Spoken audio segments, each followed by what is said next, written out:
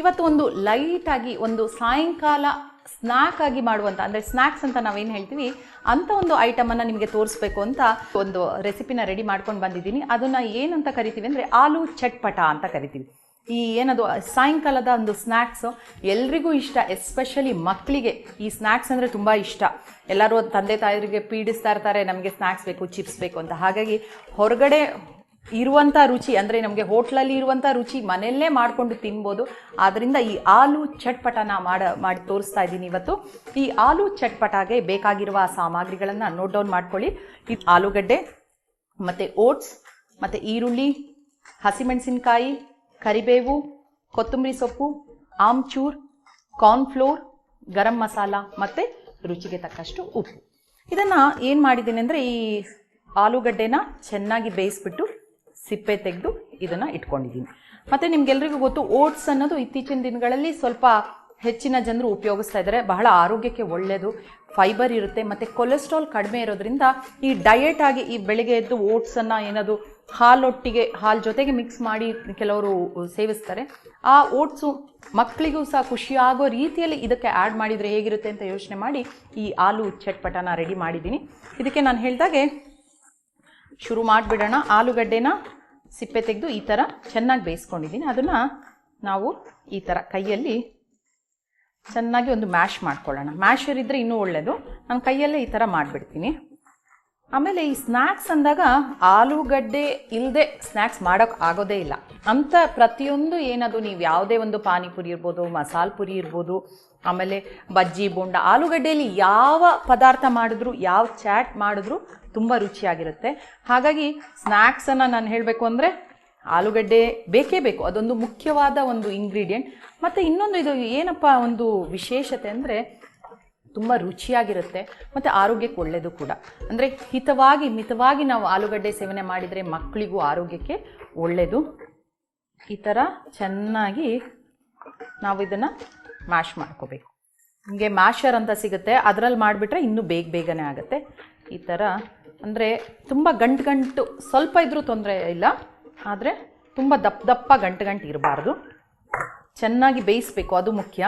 ನಾವು ಸ್ವಲ್ಪ ಹಸಿಗೆ ಬೇಯಿಸ್ಬಿಟ್ರೆ ಚೆನ್ನಾಗಿ ಮ್ಯಾಶ್ ಮಾಡೋಕ್ಕೆ ಆಗೋಲ್ಲ.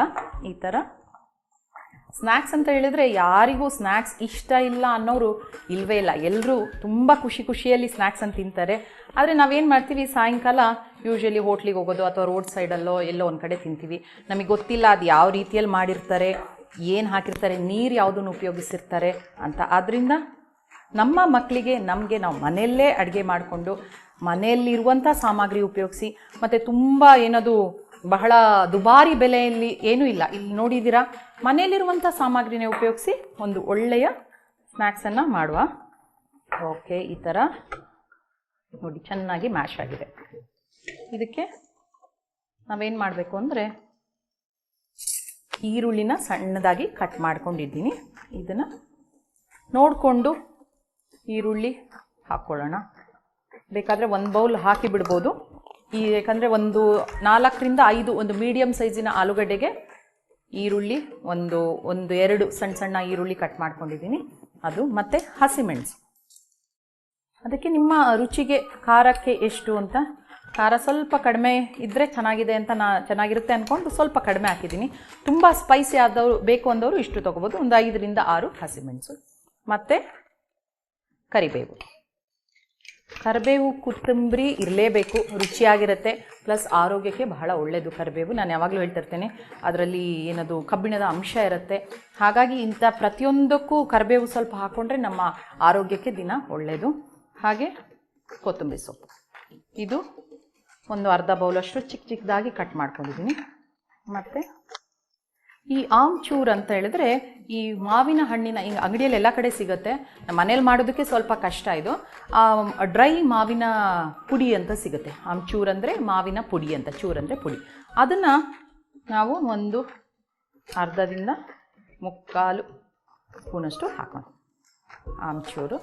ಮತ್ತು ಗರಂ ಮಸಾಲ ಒಂದು ಅರ್ಧ. ಅಂದರೆ ಇದು ನಿಮ್ಮ ರುಚಿಗೆ ತಕ್ಕಷ್ಟು ಯಾವ ರೀತಿ ಬೇಕೋ ಆ ಥರ ಮಾಡ್ಕೋಬೋದು. ನಿಮಗೆ ತುಂಬ ಸ್ಪೈಸಿ ಆಗಬೇಕು ಅಂದರೆ, ಅಥವಾ ಇನ್ನೂ ನೀವು ಬೇಕಾದರೆ ಧನಿಯಾ ಪುಡಿ ಹಾಕೋಬೋದು, ಇನ್ನೂ ಯಾವುದ್ಯಾವುದು ಖಾರದ ಪುಡಿನೂ ಹಾಕೋಬೋದು. ನಿಮ್ಮ ರುಚಿಗೆ ತಕ್ಕಂತೆ, ನನಗೆ ಆಮ್ಚೂರು ಅಂದರೆ ಒಂದು ಸ್ವಲ್ಪ ಒಳ್ಳೆ ಫ್ಲೇವರ್ ಬರುತ್ತೆ ಅಂತ ಹಾಕ್ಕೊಂಡೆ. ಈ ರೀತಿ ನಿಮಗೆ ಮಸಾಲೆ ನಿಮ್ಗೆ ಬಿಟ್ಟಿದ್ದು, ಅಥವಾ ಇದಿಲ್ಲ ಮನೇಲಿ ಪರವಾಗಿಲ್ಲ, ಆದರೂ ಕೂಡ ಆಲೂ ಚಟ್ಪಟ ಮಾಡ್ಬೋದು. ಇದಿಷ್ಟು ಹಾಕ್ಕೊಂಡೆ. ಮತ್ತು ರುಚಿಗೆ ತಕ್ಕಷ್ಟು ಉಪ್ಪು, ರುಚಿಗೆ ತಕ್ಕಷ್ಟು ಉಪ್ಪು ಹಾಕ್ಕೊಂಡು ನಾವು ಇದಕ್ಕೆ ಒಂದು ಹಿಟ್ಟನ್ನು ರೆಡಿ ಮಾಡ್ಕೊಳ್ಳೋಂಥದ್ದು. ಎಲ್ಲ ಇಂಗ್ರೀಡಿಯೆಂಟ್ ಹಾಕ್ಕೊಂಡಿದ್ದೀನಿ. ಈ ಥರ ಚೆನ್ನಾಗಿ ಕಲಿಸ್ಬೇಕು, ಎಲ್ಲ ಮಿಕ್ಸ್ ಆಗಬೇಕು. ನಾನು ಯಾಕೆ ಇದು ಬೇಗ ಮಾಡ್ಬೋದು ಅಂದರೆ, ಆಲೂಗಡ್ಡೆ ನಾವು ಹೇಗಿದ್ರು ಮನೇಲಿ ಯೂಶಲಿ ಈರುಳ್ಳಿ ಆಲೂಗಡ್ಡೆ ಇದ್ದೇ ಇರುತ್ತೆ. ಹಾಗಾಗಿ ನೀವು ಸಾಯಂಕಾಲ ಆಫೀಸಿಂದ ಬರ್ತೀರಾ, ಅಥವಾ ಮಕ್ಕಳು ಸ್ಕೂಲಿಂದ ಬಂದಾಗ ನನಗೆ ಏನಾದರೂ ಒಂದು ಸ್ನ್ಯಾಕ್ಸ್ ಬೇಕು ಆ ಥರ ಹೇಳ್ತಾ ಇರ್ತಾರೆ. ಆವಾಗ ಮನೇಲಿರುವ ಒಂದು ಇಂಗ್ರೀಡಿಯೆಂಟನ್ನೇ ತೊಗೊಂಡು ಈ ಥರ ಹಿಟ್ಟು ರೆಡಿ ಮಾಡಿಕೊಂಡು ಬೇಗ ಬೇಗ ಮಾಡ್ಬೋದು, ದಿಢೀರಂತಲೇ ಮಾಡ್ಬೋದು. ಬೇಯಿಸಿ ಒಂದು ಸತಿ ಇಟ್ಕೊಂಡ್ಬಿಟ್ರೆ ಆಲೂ ಚಟ್ಪಟ ರೆಡಿ ಆಗಿಬಿಡುತ್ತೆ. ಇದಕ್ಕೆ ಇನ್ನೇನು ಮಾಡಬೇಕು ಅಂದರೆ, ಕಾರ್ನ್ಫ್ಲೋರ್ ತೊಗೊಂಡಿದ್ದೀನಲ್ಲ ಅದನ್ನು ಆ್ಯಡ್ ಮಾಡಬೇಕು. ಇವಾಗ ಕಾರ್ನ್ಫ್ಲೋರ್ ತೊಗೊಂಡಿದ್ದೀನಿ. ಇನ್ನು ನಾವು ಜೋಳದ ಹಿಟ್ಟು ಅಂತ ಕಾರ್ನ್ಫ್ಲೋರ್ ಸಿಗುತ್ತಲ್ವ ಅಂಗಡಿಯಲ್ಲಿ, ಯೂಶಲಿ ಸಿಗುತ್ತೆ. ಇವಾಗೆಲ್ಲ ಹೆಚ್ಚಿನ ಒಂದು ಸ್ನ್ಯಾಕ್ಸ್ ಐಟಮ್ಗೆ ಈ ಕಾರ್ನ್ಫ್ಲೋರ್ ಉಪಯೋಗಿಸ್ತೀವಿ. ಅದನ್ನು ಒಂದು ಬೌಲಲ್ಲಿ 1, 2, 3 ಸ್ಪೂನ್ ತೊಗೊಳ್ಳೋಣ. ಓಕೆ. ಆಮೇಲೆ ಇದನ್ನು ಕಾರ್ನ್ಫ್ಲೋರನ್ನು ನಾವು ಇದೊಂದು ಸ್ವಲ್ಪ ಬೈಂಡಿಂಗಿಗೆ, ಆ್ಯಕ್ಚುಲಿ ಆಲೂಗಡ್ಡೆಗೆ ಸ್ವಲ್ಪ ಬೈಂಡಿಂಗ್ ಆಗುವಂಥ ಒಂದು ಗುಣ ಇದೆ. ಆದರೂ ನಮಗೇನಾದರೂ ಸ್ವಲ್ಪ ಡೌಟ್ ಆಗಿ ಅದೇನಾದರೂ, ಯಾಕಂದರೆ ಇದನ್ನು ಡೀಪ್ ಫ್ರೈ ಅಂದರೆ ಎಣ್ಣೆಯಲ್ಲಿ ಕರಿಬೇಕು, ಎಲ್ಲಾದರೂ ಅದು ಬಿದ್ದೋಗುತ್ತೆ ಅನಿಸಿದ್ರೆ 1-2 ಸ್ಪೂನು ಕಾರ್ನ್ಫ್ಲೋರನ್ನು ಇದಕ್ಕೆ ಹಾಕ್ಕೊಳ್ಳೋಣ. ಇಲ್ಲ ನಮ್ಮ ಮನೇಲಿ ಕಾರ್ನ್ಫ್ಲೋರ್ ಇಲ್ಲ, ಏನು ಮಾಡೋದು ಅಂತ ಯೋಚನೆ ಮಾಡಬೇಡಿ. ಅಕ್ಕಿ ಹಿಟ್ಟಿದ್ರೆ ಅಕ್ಕಿ ಹಿಟ್ಟು ಹಾಕ್ಕೋಬೋದು. ಆಮೇಲೆ ಇದಕ್ಕೂ ಕೂಡ ಈ ಕಾರ್ನ್ಫ್ಲೋರ್ ಬದಲು ಅಕ್ಕಿ ಹಿಟ್ಟು ಅಥವಾ ಗೋಧಿ ಹಿಟ್ಟು, ಮನೇಲಿ ಯಾವ ಹಿಟ್ಟಿದೆಯೋ, ಮೈದಾ ಹಿಟ್ಟು ಇದ್ರೂ ಸ್ವಲ್ಪ ಉಪಯೋಗಿಸ್ಬೋದು. ಮೈದಾ ಒಳ್ಳೇದಲ್ಲ, ಬೇಡ ಅಂದರೆ ಗೋಧಿ ಹಿಟ್ಟೆ ಉಪಯೋಗಿಸಿ. ಈ ಥರ ಹಾಕ್ಕೊಂಬಿಟ್ಟೆ. ಇದಕ್ಕೆ 1-2 ಸ್ಪೂನು ಬೈಂಡಿಂಗ್ ಏಜೆಂಟ್ ಥರ ಇರಲಿ ಅಂತ ಹಾಕ್ಕೊಂಡಿದ್ದೀನಿ. ಇದಕ್ಕೆ ನಾವು ಇದನ್ನು ಮತ್ತೆ ಕಲಸೋಣ. ಇದಕ್ಕೊಂದು ಹಿಟ್ಟು ರೆಡಿ ಮಾಡ್ಕೊಳ್ಳೋದು. ಸ್ವಲ್ಪ ಸ್ವಲ್ಪ ನೀರು ಹಾಕ್ಕೊಂಡು, ಯಾಕಂದರೆ ಅದು ಲಂಪ್ಸ್ ಅಂತ ಹೇಳ್ತೀವಿ, ಆ ಗಂಟು ಆಗಬಾರ್ದು ಕಾರ್ನ್ಫ್ಲೋರಲ್ಲಿ. ಆದ್ದರಿಂದ ಹೀಗೆ ಕಲಿಸ್ಬೇಕು. ಸ್ವಲ್ಪ ನೀರು ಹಾಕ್ಕೊಂಡು, ಬೇಕು ಅಂದರೆ ಇಷ್ಟಿರಲಿ. ಈಗ ಹಾಕ್ಬಿಡೋಣ ನಂದು, ಯಾಕಂದರೆ ಹಿಟ್ಟು ಜಾಸ್ತಿ ಇದೆ, ಅದು ನೋಡಿಕೊಂಡು ಕಾರ್ನ್ಫ್ಲೋರನ್ನು ಇದಕ್ಕೆ ಆ್ಯಡ್ ಮಾಡಿಬಿಡೋಣ ನೋಡಿಕೊಂಡು. ಆಮೇಲೆ ಇದು ತುಂಬ ಗಟ್ಟಿ ಆಗೋದು ಬೇಡ. ನೀವೀಗ ಬೋಂಡ ಬಜ್ಜಿ ಎಲ್ಲ ಮಾಡಿದಾಗ ಹಿಟ್ಟು ಸ್ವಲ್ಪ ಗಟ್ಟಿಯಾಗಿ ಕಲಿಸ್ಕೋತೀರಾ, ಆದರೆ ಆ ಥರ ಬೇಡ. ನೋಡಿ, ಈ ಥರ ಸ್ವಲ್ಪ ಗಟ್ಟಿಯಾಗಿದೆ. ಇವಾಗ ನೋಡಿ ಚೆನ್ನಾಗಿ ಮಿಕ್ಸ್ ಆಗಿದೆ. ಅದು ಗಂಟು ಆಗಬಾರ್ದು.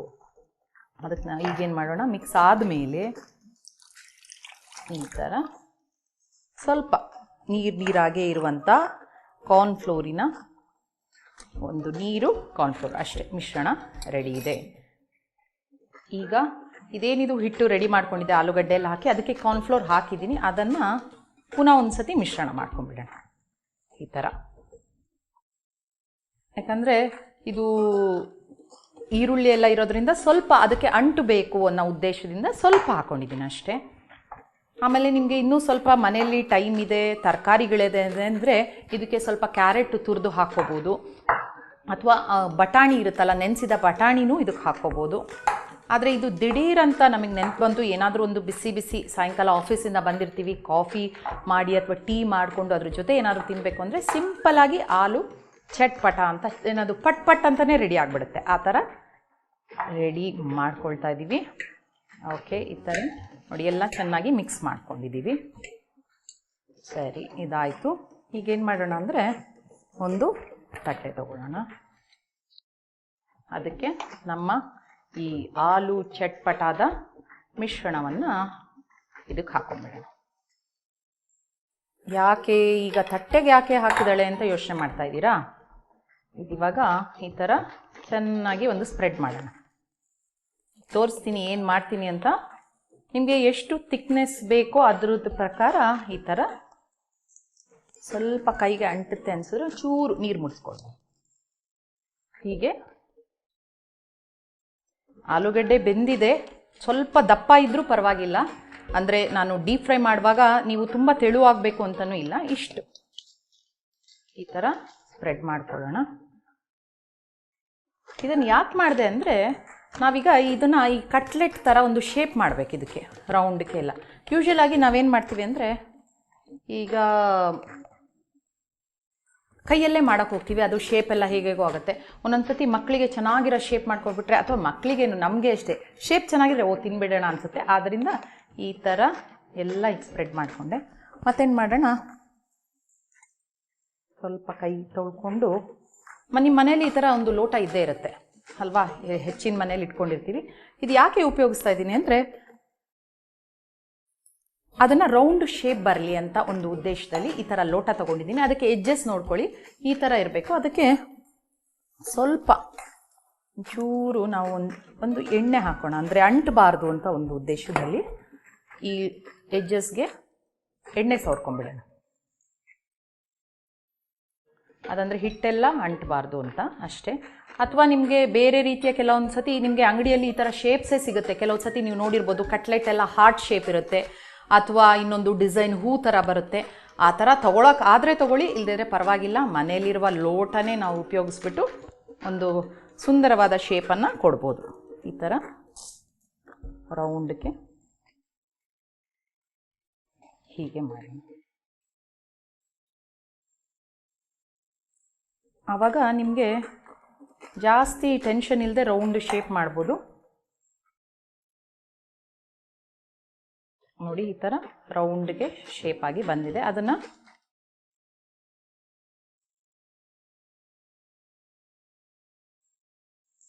ಅದನ್ನು ಪುನಃ ಒಂದು ಸತಿ ನಾವು ಏನದು ಹಿಟ್ಟು ಮಾಡ್ಕೊಂಡಿದ್ದೀವಲ್ಲ ಕಾರ್ನ್ಫ್ಲೋರ್ದು, ಅದಕ್ಕೆ ಹಾಕಬೇಕು. ಆ ಥರ ಎಷ್ಟು ಬೇಕೋ ಅಷ್ಟು ಒಂದು 5-6 ಒಂದು ಸತಿ ಒಂದು ಬಾಣಲೆಯಲ್ಲಿ ಎಷ್ಟು ಹಾಕ್ಲಿಕ್ಕಾಗುತ್ತೋ ಅಷ್ಟನ್ನು ಮಾಡ್ಕೊಂಬಿಡೋಣ. ಹೀಗೆ ಎಷ್ಟೋ ಸತಿ ಶೇಪ್ ನೋಡಿನೇ ಮಕ್ಕಳು ತಿಂತಾರೆ, ಇದೇನೋ ಒಂದು ಸ್ಪೆಷಲ್ ಆಗಿದೆ, ಚೆನ್ನಾಗಿದೆ ಅಂತ. ಆದರೆ ಈ ಸ್ನ್ಯಾಕ್ಸ್ ಅಂದರೆ ಯಾರಿಗೂ ಇಷ್ಟ ಆಗುತ್ತೆ, ಶೇಪ್ ಹೇಗಿದ್ರೂ ಪರವಾಗಿಲ್ಲ, ಆದರೆ ನೋಡೋಕ್ಕೆ ಚೆನ್ನಾಗಿರಲಿ ಅಂತ ಈ ಥರ ಮಾಡಿದೆ. ಈಗ ಈ ಥರ ಶೇಪಲ್ಲಿ ಮಾಡಿದ್ದೀವಲ್ಲ, ಇದನ್ನು ನಾವೇನು ಮಾಡಬೇಕು ಅಂದರೆ ಈಗ ಏನು ಒಂದು ಕಾರ್ನ್ಫ್ಲೋರ್ ಇದು ಮಾಡಿದ್ನಲ್ಲ ಹಿಟ್ಟು, ಅದಕ್ಕೆ ಒಂದು ಸತಿ ವೆರಿ ಮೈಲ್ಡ್ ಕೋಟ್ ಇಷ್ಟೇ ಇದ್ರೆ ಆಯಿತು. ಆಮೇಲೆ ಓಟ್ಸ್ ತೊಗೊಂಡಿದ್ದೀನಲ್ಲ, ಆ ಓಟ್ಸಿಗೆ ಹಾಕಿ ಈ ಥರ ಬರುತ್ತೆ ಓಟ್ಸು. ಯಾಕೆ ಇದು ಓಟ್ಸನ್ನು ಮಾಡಿದೆ ಅಂದರೆ ಇವಾಗ ನಾನು ನೆಕ್ಸ್ಟ್ ಹೇಳಿದಾಗೆ ಇದನ್ನು ಡೀಪ್ ಫ್ರೈ ಅಂದರೆ ಎಣ್ಣೆಲಿ ಕರಿಬೇಕು. ಆವಾಗ ಇದು ಆ ಕ್ರಂಚಿನೆಸ್ ಏನಂತ ಬರುತ್ತೆ ಅದು ಹೊರಗಡೆ ಇರುತ್ತೆ, ಅದು ಚೆನ್ನಾಗಿ ಟೇಸ್ಟ್ ಇರುತ್ತೆ. ಮತ್ತು ನಾನು ಅವಾಗ ಹೇಳಿದಾಗೆ ಓಟ್ಸ್ ಕೂಡ ಇತ್ತೀಚಿನ ದಿನಗಳಲ್ಲಿ ಜನರು ತುಂಬ ಉಪಯೋಗಿಸ್ತಾ ಇದ್ದಾರೆ. ಆರೋಗ್ಯಕ್ಕೆ ಒಳ್ಳೆಯದು, ಕೊಲೆಸ್ಟ್ರಾಲ್ ಕಡಿಮೆ ಇದೆ ಅಂತ. ಓಟ್ಸನ್ನು ಈ ರೀತಿ ಮಾಡೋಕ್ಕಿಂತ ಹೆಚ್ಚಿನವರು ಓಟ್ ಮಿಲ್ಕ್ ಅಂತ ಮಾಡಿಕೊಂಡು ಬೆಳಿಗ್ಗೆ ಪೋರಿಜ್ ಅಂತ ಮಾಡಿಕೊಂಡು ಸೇವನೆ ಮಾಡ್ತಾರೆ. ಅದು ಮಕ್ಕಳಿಗೂ ಇಷ್ಟ ಆಗಲಿ ಅಂತ ಒಂದು ಕಾರಣಕ್ಕೆ ಇದಕ್ಕೆ ಹಾಕ್ತಾ ಇದ್ದೀನಿ. ಇಲ್ಲ ನಿಮಗೆ ಈ ಓಟ್ಸ್ ಮನೇಲಿಲ್ಲ, ಏನು ಮಾಡೋದು ಅಂದರೆ ನೀವು ಆ ಸ್ಟೆಪ್ ಕೂಡ ಅವಾಯ್ಡ್ ಮಾಡಿ ಇದನ್ನು ಎಣ್ಣೆಯಲ್ಲಿ ಕರಿಬೋದು. ಈ ಥರ ರೌಂಡಿಗೆ ಬಂದಿರುವಂಥ ಇದನ್ನು ಕಾರ್ನ್ಫ್ಲೋರಲ್ಲಿ ಫಸ್ಟು ಒಂದು ಸತಿ ಬಿಡೋಣ. ಓಕೆ, ಆಮೇಲೆ ಅದನ್ನು ಓಟ್ಸಿಗೆ ನಿಮಗೆ ಜಾಸ್ತಿ ಕೋಟಿಂಗ್ ಬೇಕು ಅಂದರೆ ಈ ಥರ ಮಾಡ್ಕೊಂಡ್ಬಿಡ್ಬೋದು. ಅಥವಾ ನೀವು ಹೆಚ್ಚಿನವ್ರಿಗೆ ಗೊತ್ತಿರುತ್ತೆ ಈ ಬ್ರೆಡ್ ಕ್ರಮ್ಸ್ ಅಂತ ಸಿಗುತ್ತೆ, ಆ ಬ್ರೆಡ್ ಕ್ರಮ್ಸನ್ನು ನೀವು ಈ ಥರ ಮಾಡ್ಕೋಬೋದು ಇದರಲ್ಲಿ. ಈಗ ನಾನು ಏನು ಮಾಡಿದ್ದೀನಿ ಅಂದರೆ ಆವಾಗ ಏನದು ಆಲೂಗಡ್ಡೆ ಮಿಶ್ರಣನ ಈ ಓಟ್ಸಿಗೆ ಹಚ್ಚಿ ಈ ಥರ ರೆಡಿ ಮಾಡಿ ಇಟ್ಕೊಂಡಿದ್ದೀನಿ. ಇದು ಇನ್ನು ಡೀಪ್ ಫ್ರೈ ಮಾಡೋದಕ್ಕೆ ಅಂದರೆ ಎಣ್ಣೆಯಲ್ಲಿ ಕರಿಯೋದಕ್ಕೆ ಇದು ರೆಡಿಯಾಗಿದೆ. ಈಗ ಒಂದು ಬಾಣಲೆ ತಗೊಳ್ಳೋಣ. ಬಾಣಲೆ ಇಟ್ಟು ಅದನ್ನು ಡೀಪ್ ಫ್ರೈ ಮಾಡುವಂಥದ್ದು, ಎಣ್ಣೆಯಲ್ಲಿ ಕರಿಯೋದು. ಎಣ್ಣೆ ಹಾಕ್ಕೊಂಬಿಡೋಣ. ಇದನ್ನು ನಮಗೆ ಡೀಪ್ ಫ್ರೈ ಮಾಡೋದಕ್ಕೆ ಬೇಡ, ಇಷ್ಟ ಇಲ್ಲ ಅಂತ ಹೇಳಿದ್ರೆ ನೀವು ಅದನ್ನು ಶಾಲೋ ಫ್ರೈ ಕೂಡ ಮಾಡ್ಬೋದು. ಅಂದರೆ ಸ್ವಲ್ಪ ಎಣ್ಣೆ ತಗೊಂಡು ಒಂದು ತವಾದಲ್ಲಿ ಅದನ್ನು ಸ್ವಲ್ಪ ಎಣ್ಣೆಯಲ್ಲಿ ಇದನ್ನು ನಾವೇನದು ಒಂದೊಂದ್ಸತಿ ಕಟ್ಲೆಟ್ಟು ಆ ಥರ ಎಲ್ಲ ಮಾಡ್ತೀವಲ್ಲ ಫ್ರೈ ಥರ, ಆ ಥರ ಕೂಡ ಮಾಡ್ಬೋದು. ಆದರೆ ನಾನು ಹೇಳಿದಾಗ ಇದೊಂದು ಸ್ನ್ಯಾಕ್ಸ್ ಅಂತ ಏನೋ ಅಪರೂಪಕ್ಕೆ ಮಾಡ್ಕೊಳ್ತೀವಿ ಅಂದರೆ ಒಂದೊಂದ್ಸತಿ ಎಣ್ಣೆ ತಿಂಡಿ ತಿನ್ನೋಣ, ಸ್ವಲ್ಪ ರುಚಿ ಇನ್ನೂ ಜಾಸ್ತಿ ಇರುತ್ತೆ. ಸೊ ಎಣ್ಣೆ ಬಿಸಿ ಆಗ್ತಾ ಇರಲಿ. ಇವಾಗ ಇದನ್ನು ನಾನು ಈ ಥರ ಮಾಡ್ಕೊಂಡಿದ್ದೀನಿ. ಈಗ ನೋಡಿ, ಇವಾಗ ಫಸ್ಟು ನಿಮ್ಗೆ ಅನಿಸ್ಬೋದು ಅಯ್ಯೋ ಇದೇನು ಬಿದ್ದೋಗುತ್ತೆ ಅಂತ. ಇಲ್ಲ, ಇದು ನೀಟಾಗಿ ಕೋಟಿಂಗ್ ಥರ ಆಗಿದೆ.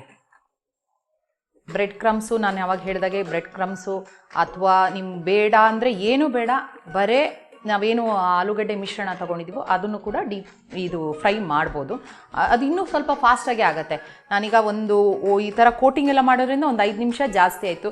ಇನ್ನೂ ನಮಗೆ ಟೈಮ್ ಇಲ್ಲ ಅಂದರೆ ಆಲೂ ಚಟ್ಪಟಾನ ಬರೇ ಆಲೂಗಡ್ಡೆ, ಈರುಳ್ಳಿ, ಕೊತ್ತಂಬರಿ ಸೊಪ್ಪೆಲ್ಲ ಹಾಕಿ ಎಣ್ಣೆಯಲ್ಲಿ ಕರೆದು ಅದನ್ನು ಕೂಡ ತಿನ್ಬೋದು. ಈಗ ನೋಡಿ ಎಣ್ಣೆ ಬಿಸಿಯಾಗಿದೆ. ಇದು ಸ್ವಲ್ಪ ಸಣ್ಣ ಉರಿಯಲ್ಲೇ ಮಾಡಬೇಕು. ಈಗೇನು ಮಾಡೋಣ ಅಂದರೆ ಈ ಥರ ಇದೆಯಲ್ಲ, ಇದನ್ನು ಕರಿಯೋದಕ್ಕೆ ಒಂದೊಂದೇ ಹಾಕ್ಕೊಳ್ಳೋಣ. ಸಣ್ಣ ಉರಿನೇ ಮಾಡ್ಕೊಂಡಿದ್ದೀನಿ. ಈ ಥರ ಒಂದು ಸತಿ ಎಣ್ಣೆ ಕಾದಾಗ ಒಂದು 3-4 ಎಷ್ಟು ಬಾಣಲಿ ತೊಗೊಂಡಿದ್ದೀವೋ, ದೊಡ್ಡ ಬಾಣಲಿ ಆದರೆ ಒಂದು 5-6 ಒಟ್ಟಿಗೆ ಹಾಕ್ಬೋದು. ಸ್ವಲ್ಪ ದೊಡ್ಡ ಬಾಣಲಿನೇ ಇದೆ, ಇದನ್ನು ಹಾಕೋ. ಓಕೆ, ಇದು ಸ್ವಲ್ಪ ಸಣ್ಣ ಉರಿಯಲ್ಲೇ ಮಾಡಬೇಕು, ಯಾಕಂದರೆ ಹೊರಗಡೆ ಓಟ್ಸ್ ಇರೋದ್ರಿಂದ ಅದು ಬೇಗ ಏನದು ಫ್ರೈ ಆಗಿಬಿಡುತ್ತೆ. ಆದ್ದರಿಂದ ಸಣ್ಣ ಉರಿಯಲ್ಲೇ, ಒಳಗೂ ಸ್ವಲ್ಪ ಆಲೂಗಡ್ಡೆ ಬೆಂದಿದೆ ಆದರೆ ಹಸಿ ಈರುಳ್ಳಿ ಇದೆ, ಸ್ವಲ್ಪ ಸಣ್ಣ ಉರಿಯಲ್ಲೇ ಫ್ರೈ ಮಾಡಿ. ಈಗ ನೋಡಿ ಇದು ಒಂದು ಕಡೆ ಬೆಂದಿದೆ, ಇನ್ನೊಂದು ಕಡೆ ಬೇಯಬೇಕು ಅಂದರೆ ಅದನ್ನು ನಾವು ತಿರುಗಿಸಿ ಹಾಕಬೇಕು. ನೋಡಿ ಈ ಥರ ತಿರುಗಿಸ್ಬೇಕು, ಮತ್ತು ಇದು ಹೊಂಬಣ್ಣಕ್ಕೆ ಬರಬೇಕು. ಅಷ್ಟರೊಳಗೆ ನಾವು ಇದನ್ನು ಎಣ್ಣೆಯಲ್ಲೇ ಕರಿಬೇಕು.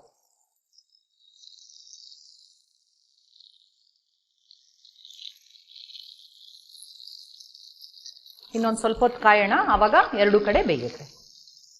ನೋಡಿ ಈಗ ಹೊಂಬಣ್ಣಕ್ಕೆ ಬಂದಿದೆ, ಇದನ್ನು ತೆಗೆದುಬಿಡೋಣ.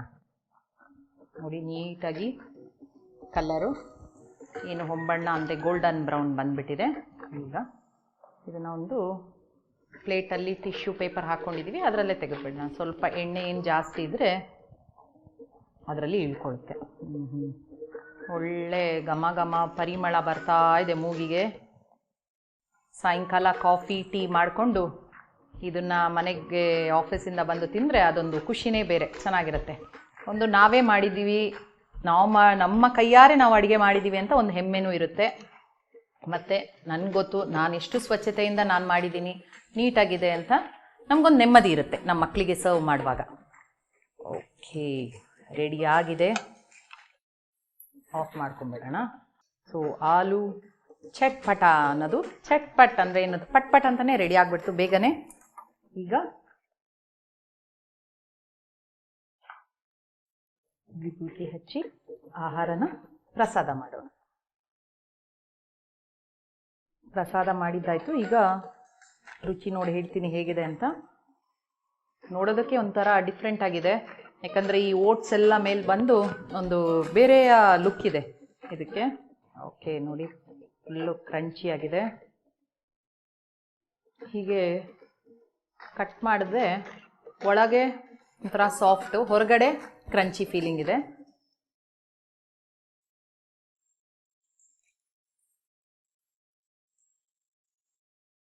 ಒಂಥರ ಏನದು ಮೃದು ಮತ್ತು ಹೊರಗಡೆ ಕ್ರಂಚಿ ಎರಡು ಒಂದು ಒಳ್ಳೆ ಕಾಂಬಿನೇಷನು. ಈ ಓಟ್ಸ್ ಎಲ್ಲ ಚೆನ್ನಾಗಿ ಕ್ರಿಸ್ಪಿ ಆಗಿಬಿಟ್ಟಿದೆ. ಖಂಡಿತ ಎಲ್ರಿಗೂ ಇದು ಇಷ್ಟ ಆಗುತ್ತೆ.